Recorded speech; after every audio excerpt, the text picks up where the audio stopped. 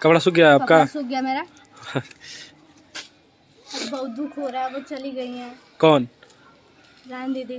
कल उनका बर्थडे है इसलिए, और इसीलिए मैं उनकी यादों में ये साड़ी पहनी हूँ और ब्लाउज पहनी हूँ।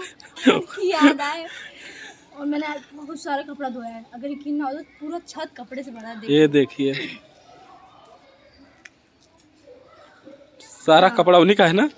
और आज धूप भी नहीं निकला था, थोड़ा सा धूप निकला था खाली बस।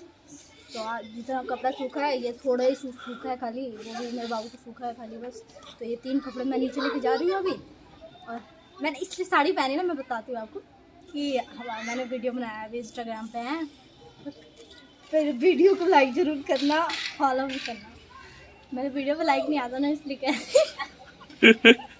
ठीक है। और हैप्पी बर्थडे टू यू मेरी तरफ से आपको पहले से ही। भगवान आपको सब कुछ दे, खुश रखे, जो चाहे आपको वो मिले। बहुत सारा प्यार।